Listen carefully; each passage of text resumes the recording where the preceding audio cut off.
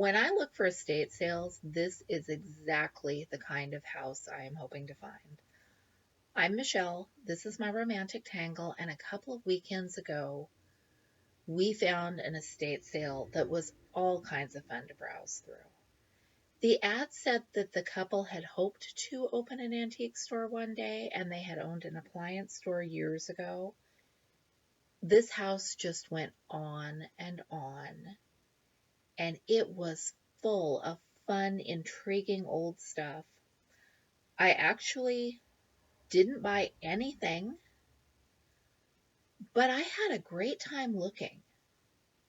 And now that I look back at the pictures, there are a couple things that maybe I should have picked up. The kitchen was a time capsule kitchen. I think that maybe they had taken the great old stuff and put it in the cabinets, but it was fun. And you know I love oil lamps. I have enough oil lamps. I have a great kitchen scale.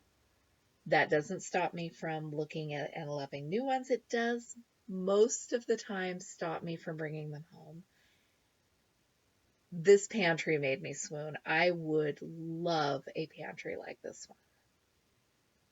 I actually have a canning closet in an outbuilding, but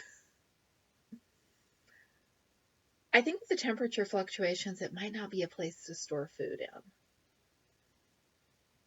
But just imagine back in the day. This is awesome. I can just see it full of vintage stuff. And look at the coffee pot collection. And then we are going to pan up and look at the vintage Mrs. Butterworth's bottle collection. There is a blogger I used to read who always talked about finding painted Mrs. Butterworth bottles at thrift stores. In all my years of thrifting, I have only ever seen one. And yes, I talked myself out of buying one to take it home and paint it myself because, first of all, I don't have the skill set to do that. And second of all, I don't need a hand painted Mrs. Butterworth bottle.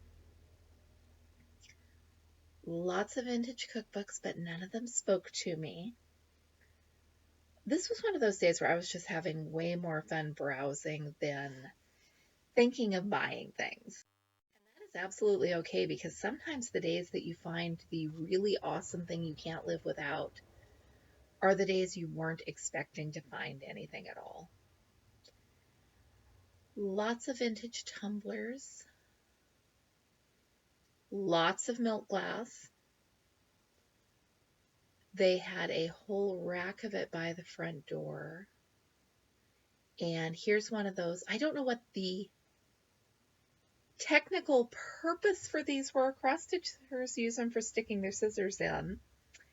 And for $1, I probably should have brought that one home with me. But for some reason, I didn't. I didn't even talk myself out of it. The lamps I talked myself out of because they did not have their shades and they're not exactly like the one I fell in love with and didn't buy. They're saying that this house will have another sale later in the summer when they get through the attic. So I'll be back then and maybe some of this stuff will still be there. There's a Chalkware set of the Three Bears. I am still not entirely sure of what Chalkware is, but that is what the original box said it was. And if the manufacturer's box says it's Chalkware, then I am sure it must be. Cabbage Patch Dolls. They had quite a collection of stuff spanning just decades. They had baseball cards, and up by the cash register, they had a whole ton of memorabilia from the Dion quintuplet, the famous quintuplet family, and doll heads. The bathroom was full of Avon bottles. They're interesting to look at. Our daughter collected them for a while. And then I was really curious about these little Coleman lantern minis. I guess those had men's cologne in them at one point. I don't think I've ever seen those before. Or maybe I've seen dozens of them over the years and just wasn't paying attention because there weren't a whole bunch of them grouped together to drag my attention across the room. Lots of fun stuff. It's a vintage laundry hamper. I've got several of those in our house, and you can't haul them to the laundromat, but they work great for storing laundry in until you're ready to do something about it. Old children's stuff. I love the little cat. She'd make cute sewing room decor, and the clown and the lion are just so perfectly vintage. There was a whole stack of vintage embroidery, and the craftsmanship on it, from the quick little glance I gave it, somebody had talent. I find a lot of embroidery in my neck of the woods with just perfect teeny tiny stitches. I love her.